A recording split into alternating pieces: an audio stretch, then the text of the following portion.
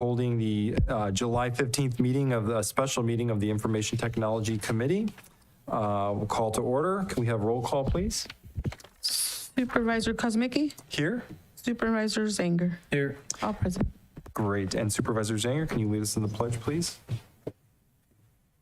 Ready? Pledge allegiance to the flag of the United States of America and to the republic for which it stands, one nation, under God, indivisible, with liberty and justice for all. Thank you. Can I get a motion to approve the acknowledge the certificate of posting? Yes, so moved. And I'll second. All those in favor, say aye. Aye. Motion is approved. That would take us to regular agenda. So we have first off 4.A, approve action meeting minutes of the April 15th IT committee regular meeting. Do we have any public comment? If you'd like to make a make a comment in chambers, please come up to the podium. And I have no one on Zoom at this time. Great. Can I have a motion to approve? Yeah, motion to approve the April 15th minutes. I'll second that. All those in favor, please say aye. Aye. Aye. Motion approved. That would take us to 4.B, receive and accept presentation from Rotary Club of San Juan Bautista representatives Wayne Norton and Phyllis Barza and collaborator Elise Brentnall, Chief Operating Officer of South Valley Internet, regarding the Aromas San Juan project. If desired, provide staff direction. Thank you all for being here. Very exciting. So go right ahead. All right, great. Well, first of all, thanks for what we're doing out. Thank you.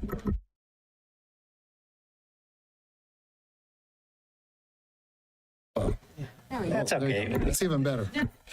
It's sort of ironic that I'm involved in a technology project because I'm probably the least technologically adept person that you're going to meet. But we're excited to be here today.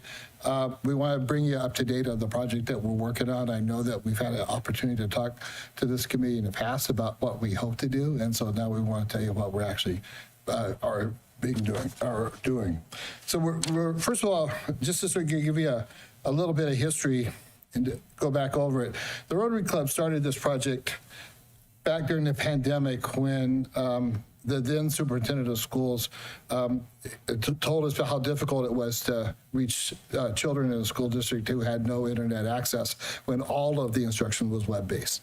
And so in sort of typical Rotarian fashion, we started writing some checks and thought that we could solve the problem with a couple checks, and then we found that it was way more complicated than that. And so we did things like equip school buses with Wi-Fi to try to drive the internet towards the kids. But if you can't get internet, you can't get it to every house anyway, so that didn't work. So we embarked on this project, and our goal is to make sure that every kid in our school district has free access to modern high-speed broadband we're committing for 5 years.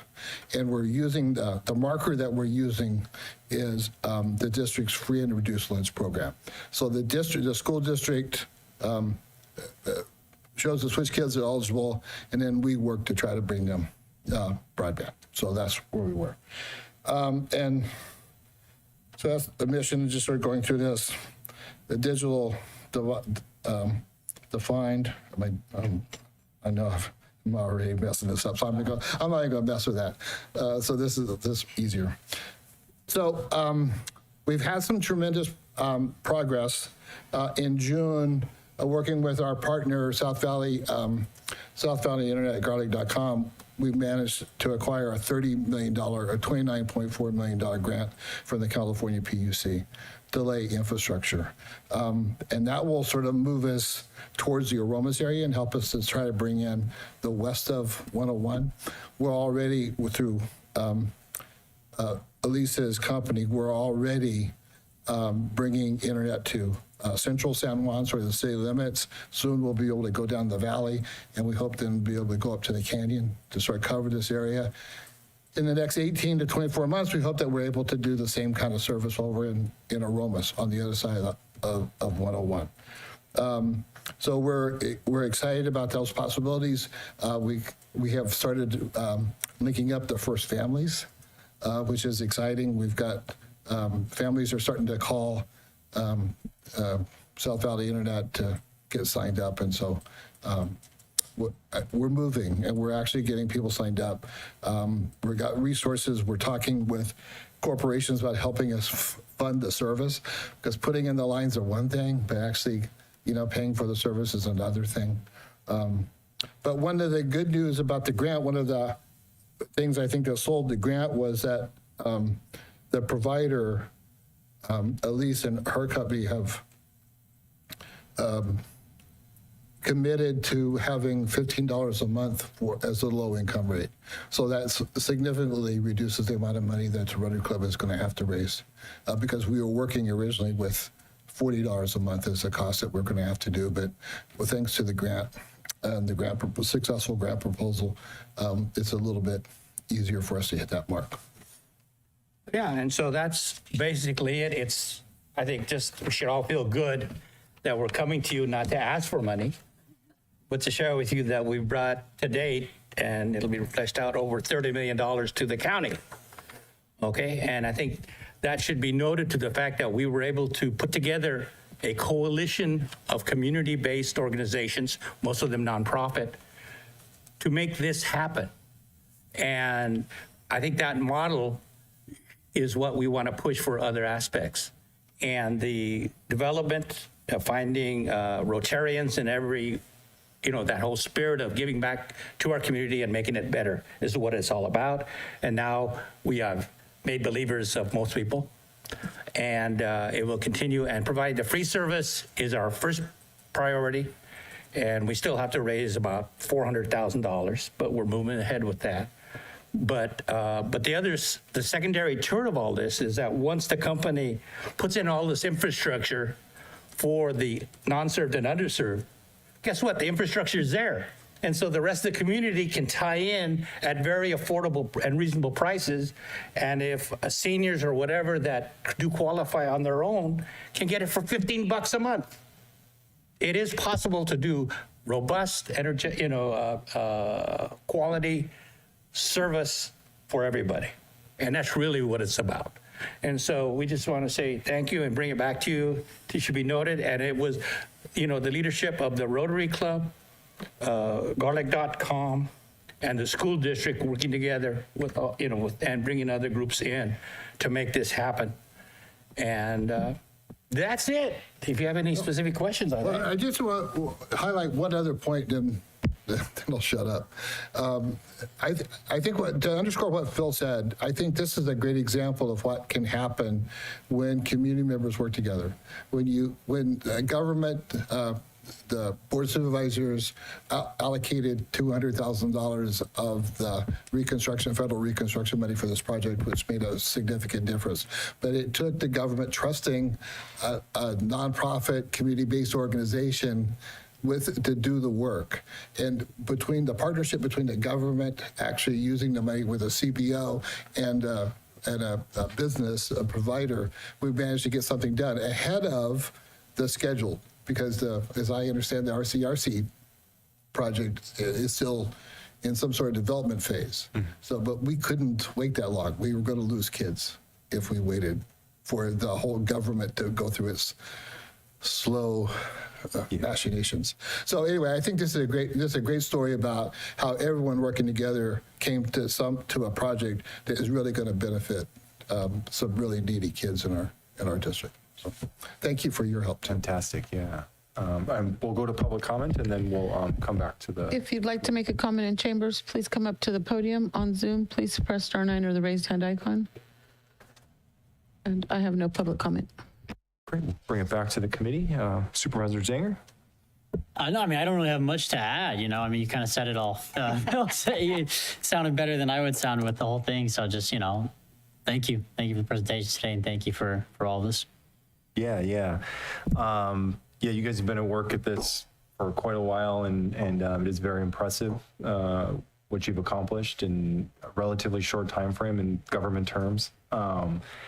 Just a couple, just for clarity. So what exactly can the public expect as far as infrastructure?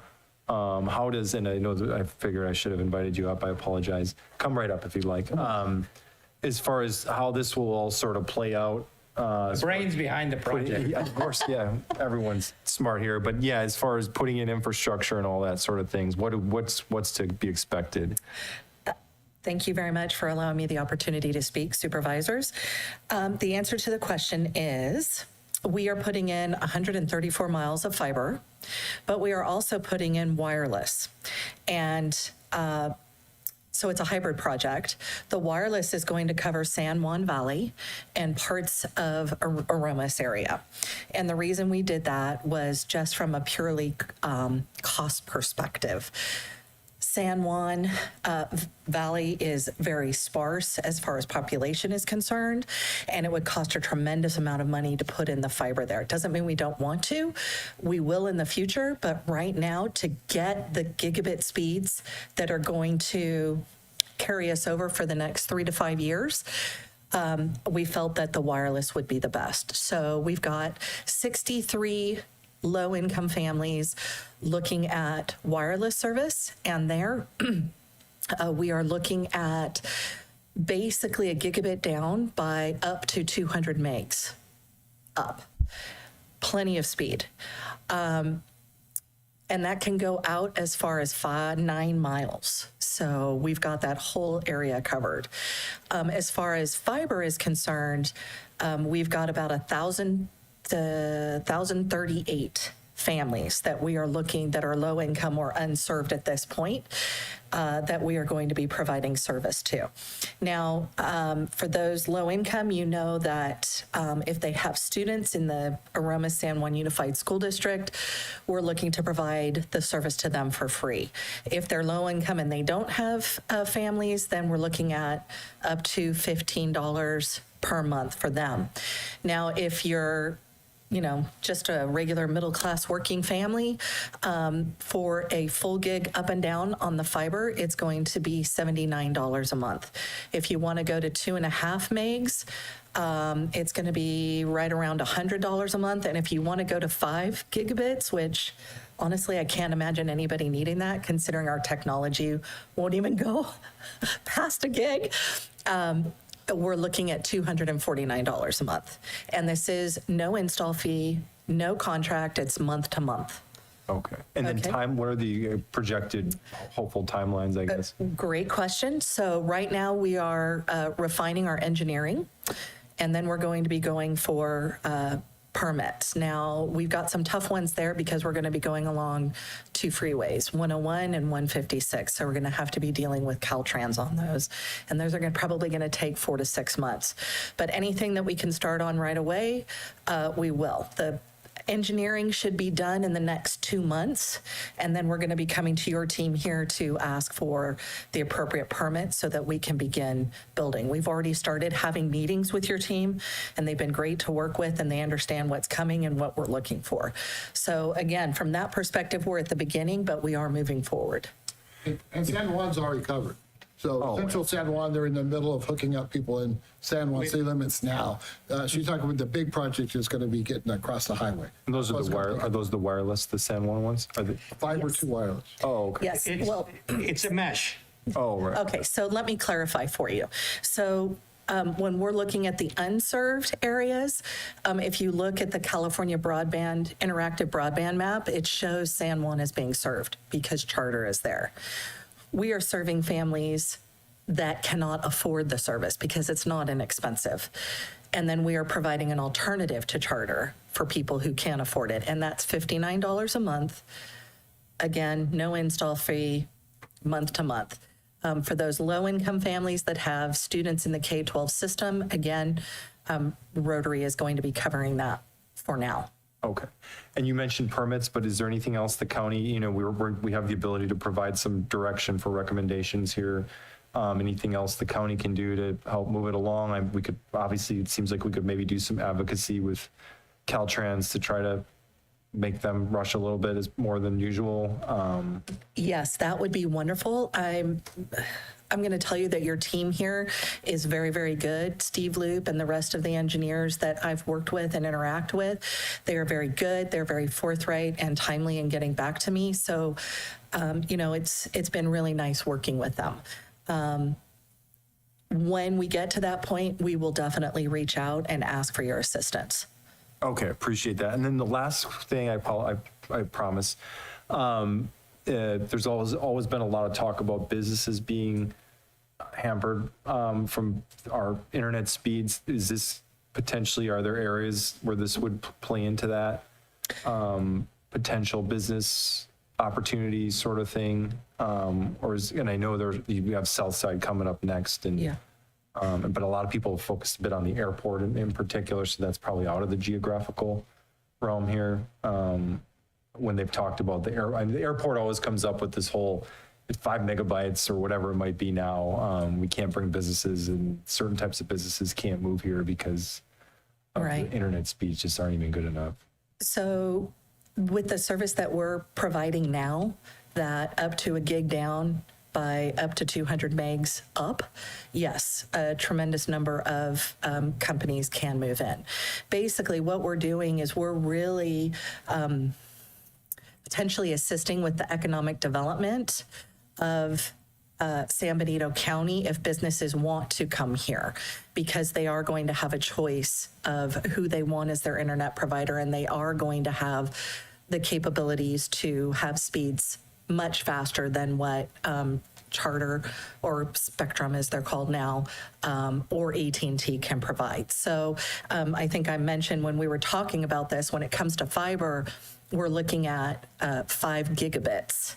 Again, that's faster than most companies need right now. I mean, major corporations are at 10 and on up, but this is, yeah, I can basically, once the fiber is in the ground, it's very easy for me to turn the virtual dial to turn up the speed. The hard part is getting the fiber into the ground. And I want to separate just for a minute. All of the numbers that we've given you today are for the unserved low-income homes. That doesn't count the homes that we're going to be passing along the way, which the engineering team is working on those numbers for me right now, and I'll be happy to come back and give those to you at a later date. But those numbers are people that we're passing that didn't necessarily qualify for the grant. Right. That doesn't mean we can't build from those 134 miles to them, which we fully intend to do. It's just all about the balance of cost versus return and how much we'll have that we can be able to do this with. So as this comes to fruition, as I have more details on the engineering, I will be happy to share that with the county so that you'll have a better idea of how many homes we're actually passing and what that's going to look like. And I do have another question, I apologize. But That's okay. so we're doing some road work coming up. I don't know if there are any opportunities or if you have your plan already laid out where, there's a no, I guess it's don't dig twice policy sort of thing. Is there, if there's any, I guess what I'm getting at is if there's anything we can do to sort of nudge you and help you along so there aren't duplicative costs involved or inconveniences, closures and all that sort of thing. And just definitely don't hesitate to reach out. And but other than that, it's obviously great. As far as bringing it back, would you suggest, would you want us to bring it back to the board as far as just to toss out ideas for, I just want to make sure this runs smoothly and that there aren't any roadblocks. Obviously, I'm selfish because it's our district, but just want to make sure that if there's anything the county can do that we're ready and able to help you guys along and make sure this goes smoothly. We really appreciate that, and we will definitely be in touch. This is just the start. We're hoping to be able to do this for all of San Benito County. I mean, this is home for all of us, and this would be a great way to make some place that we love better than how we found it. So, And I just wanted to sort of answer that question, Supervisor Kosmicki. If it's, I don't know if it's appropriate or possible, but if the board could make this a priority project so that staff knows that the board is very interested in this, that could be helpful. And maybe it's just a matter of maybe at some point, if we do a similar presentation to the whole board and the majority of the board makes it clear that this is something that they support and they want it to happen, that has a way of trickling down to staff, has been my experience. Yeah, I would certainly urge that. I don't know, Supervisor Zanger, if you're okay with that, bringing it back to the board, and if you guys have the time to come and do another presentation, and I would certainly push for this to be a priority for certain. That'd be great. Great. Anything else? All right, thanks a lot. Thank you. Yeah, appreciate it. Stay up with me. Yeah, don't go too far. 4.C, receive and accept presentation on Southside Road Project in San Benito from Elise as well, and also from Wayne and Phil, and provide direction if desired. So go right at it. 4.C. Thank you again. The Southside project is under construction. We are approximately 30% complete at this point. All of the equipment has been ordered and is arriving. The fiber is the last piece. We are expecting that any day now. So the contractor, FiberTel, is actually out boring and trenching and doing what they need to do to get this going. Our backhaul line, or our main fiber line on the project, is about 50% complete, and they've got over 30 drops already completed. So drops are where we take the fiber from the main line and we deliver it to the actual homes.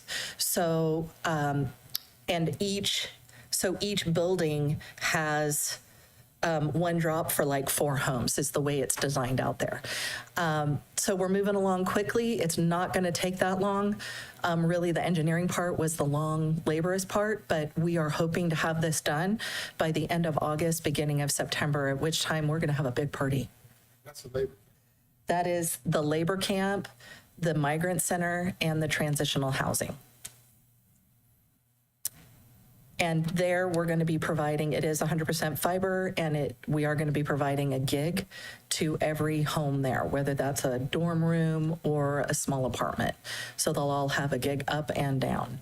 And again, the technology, the way I designed this, is all I need to do is turn up that virtual dial and I can get them up to 10 gigs per home. So we kind of future-proof this with the design that we implemented. The cost? The total cost is $1.87 million. We received a grant for $1.77 million for this, and SVI and Balanced Access will be covering the rest. And again, it will be free to all residents living in that facility, which there's 749 right around there, and approximately 130 children in the K-12 system. So I'm really excited for them. I know they don't know what's coming, but we do, so I'm excited for them. Very exciting. Before we come back, any public comment? If you'd like to make a comment in chambers, please come up to the podium. On Zoom, please press *9 or the raised hand icon. And I have no public comment. Back to the committee, Supervisor Zanger. I don't either. So the free for, is that the same parameters as the 3 to 5 years, or is this one different for the? So That area. we are doing it for 5 years. Okay. Yes. Okay. Yep. Yep. Great. Yes.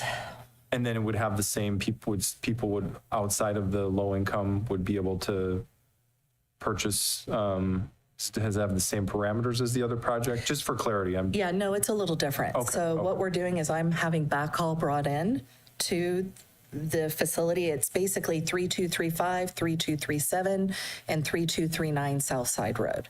So we are only building our distributed network or the fiber network on that property. Right? So although we're planning for the future so that we can bring fiber to other areas, at this point, we aren't planning on building that Got out it. immediately. Okay. But yes, eventually, there will be an opportunity for us to build out further and be able to provide service to those that aren't necessarily low income. Fantastic. Okay. Anything else? I don't necessarily have direction other than sort of the same idea from before. I'm sure we could lump these in. Whatever we can do to minimize government getting in the way here is all the better. So I think that's about it. Thank you very much, all of you, for all the work, and it's very exciting. Thank you. You're welcome. All right, so we're on to 4D, receive update on the California Emerging Technology Fund checklist and provide staff direction as desired. Good afternoon, supervisors. If you recall, back in April 15, I had brought an opportunity that was shared by RCRC regarding the broadband deployment and adoption or the local government best practices checklist. Staff did go ahead and submit that checklist to the appropriate agency, which was the California Emerging Technology, which was in partnership with the Regional Broadband Consortia. From that, we were awarded $1,000 for that, just submitting that prerequisite. And now we have the opportunity to attend 3 community learning workshops. Within those community learning workshops, we would essentially be doing a roundtable where we collaborate with other agencies, kind of learn what they're doing, and kind of go back and forth with that. We do have the opportunity to go after, if we do attend those 3 community meetings, to go after a $20K grant. So that's just an update for your consideration, and also just to kind of provide that information as well. With that, I'd like to welcome any comments or concerns. Go to public comment first, and we'll come If back. you'd like to make a comment in chambers, please come up to the podium. On Zoom, please press *9 or the raised hand icon. And we have one. She's coming up. Elise. Thank you, Elise Bratnall. Gracie, I just have a question. The $20,000 grant opportunity that you have, what would that money be used for specifically? Go ahead, Gracie. So I did look all over the website trying to find that answer, and it is pretty much broad. It allows us to use it for any digital, what was the word that they use? To advance digital equity. So funding can be used for that. Yeah. Great, good question. Any other public comment from Elise or any? Go I ahead. have. Go ahead, take the other one. No, there's no. Okay, thank you. I would like to make a suggestion that maybe if we're lucky enough to obtain that grant, to be able to utilize that for training and maybe for equipment for specific families that might need it. Right. Yeah. That's a great idea. This is something that I believe would come back to the whole board either way. Yes, Okay. that is the intention, just to formally accept the grant, the $1,000, and then also kind of talk about the $20K opportunity as well. Supervisor Zanger, do you have anything? I'm sorry you just sat down, but when you say training, what do you mean exactly?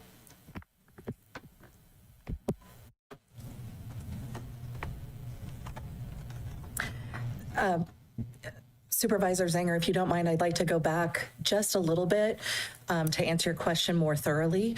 So during my research, or actually our research on the economics of the west side of San Benito County, I was absolutely astonished to find out that we've got some huge disparity. And in all honesty, you can't take a look at the numbers that we get from the federal census every 10 years because it's very skewed. We have a lot of wealth here, or let me rephrase that. We have some extreme wealth here in this county, and we've got a lot of extreme poverty in this county. And because of that, they blend the numbers and it makes us look like, oh, our, average income for San Benito County on the west side is $110,000. Well, I can tell you right now, that's not true.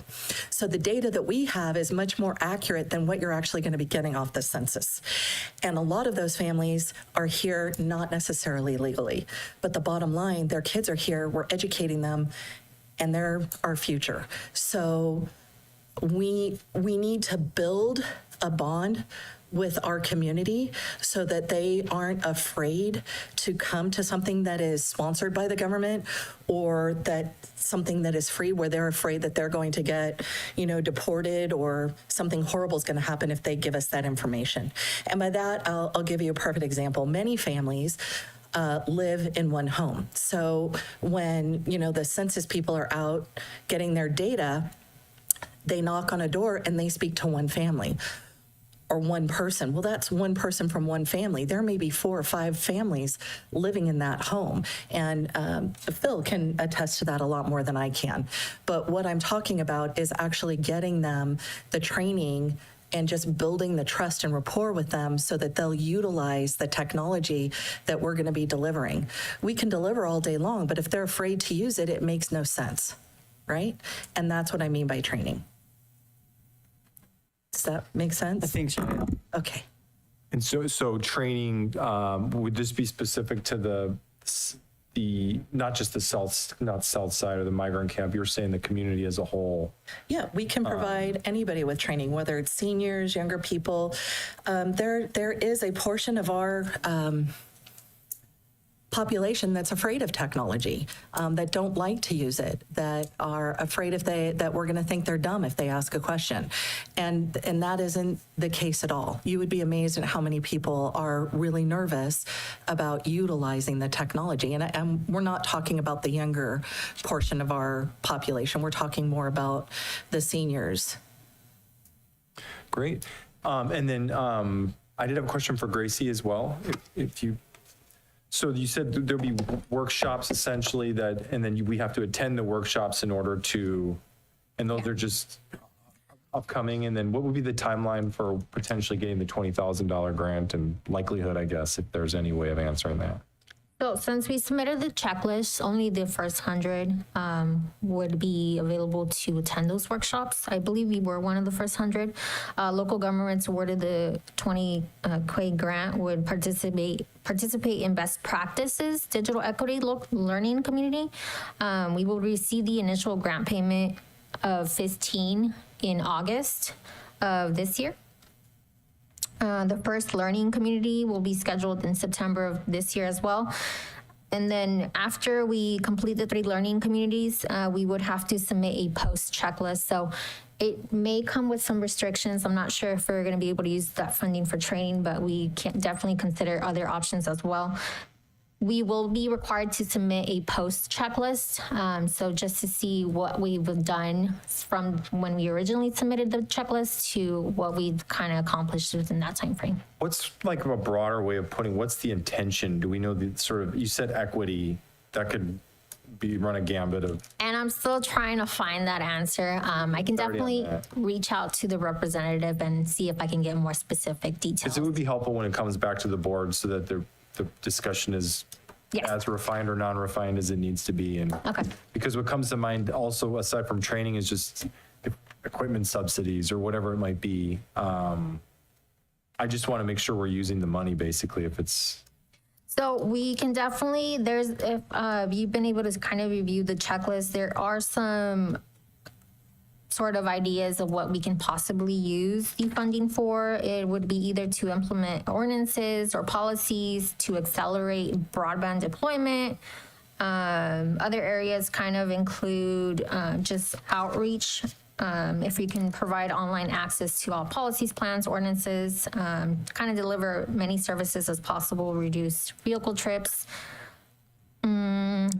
Also kind of contracting or having a formal relationship with local ISPNs or internet service providers to identify strategies for accelerating broadband deployment or strategies.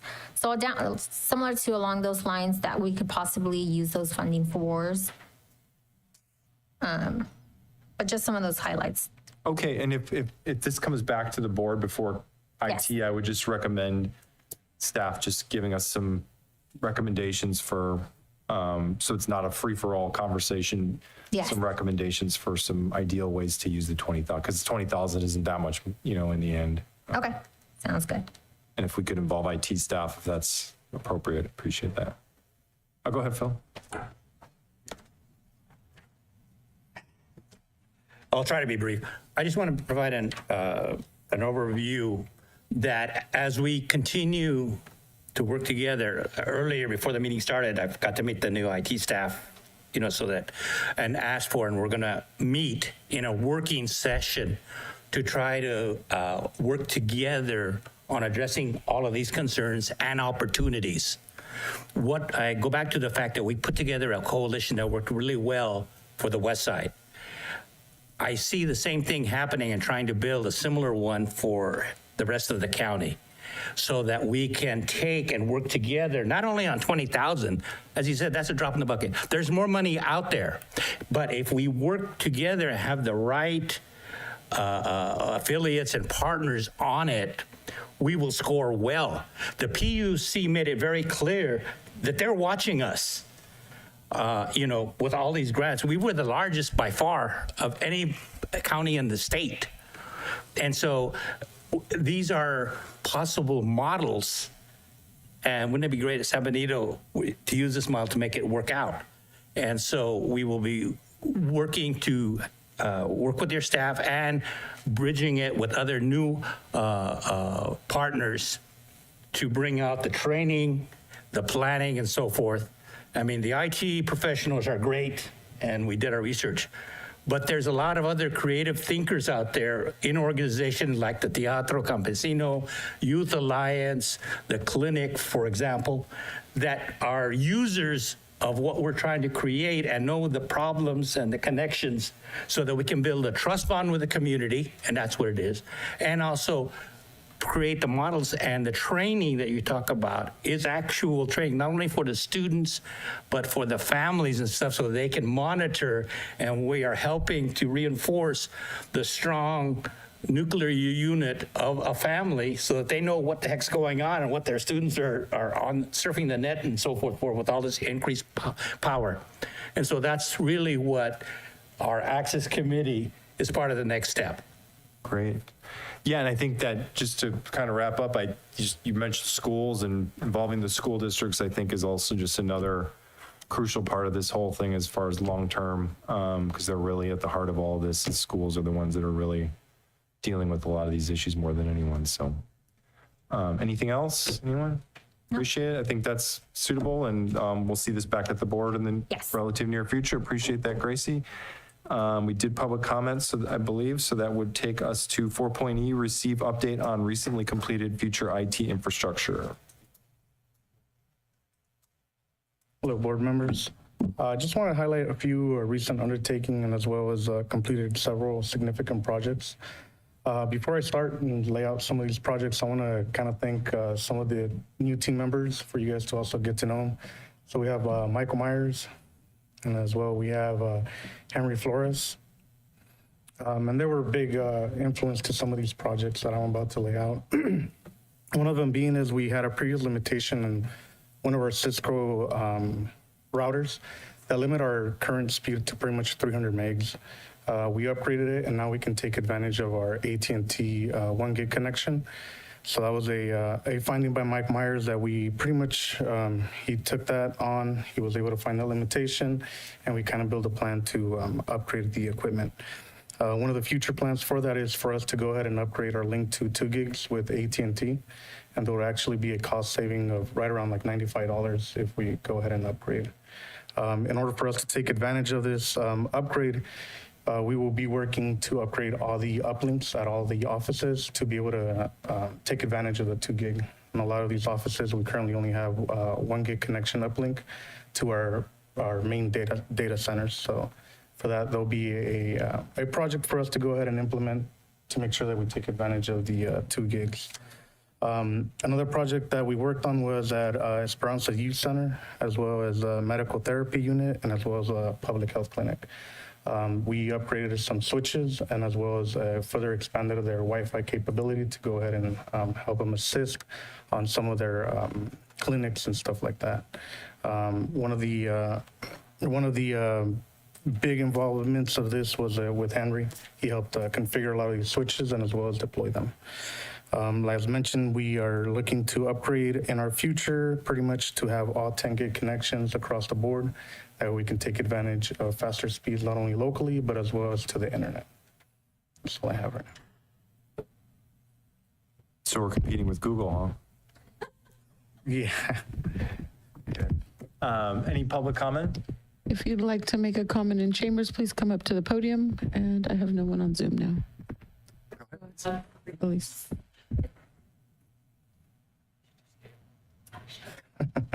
Yeah, no, go ahead. Okay, thank you very much again for the opportunity to speak. I just want to remind the team that you're going to have gigabit fiber right across the street from one of your facilities, and it might be a good idea to utilize us as a backup or as a supplemental to AT&T so that you have a diversity in your broadband and potentially a backup. Definitely. Mm-hmm. Definitely. I have no further public comment. All right, back to the committee. Anything, Supervisor Zanger? No? Thanks for the update. A lot of great information. Congrats, everybody. Welcome to the team. Appreciate that. And I think that's it for that item. Thank you. And so that would take us to future agenda items. Do we have any future agenda items? I do not. I do not offhand either. So if we do, we'll get those to you guys and bring that back. But I think we have a lot on the plate now. And like we said, we're expecting some of this to come back to the board soon. So no future agenda items. And that would take us to adjournment. So we are adjourned. Thank you very much.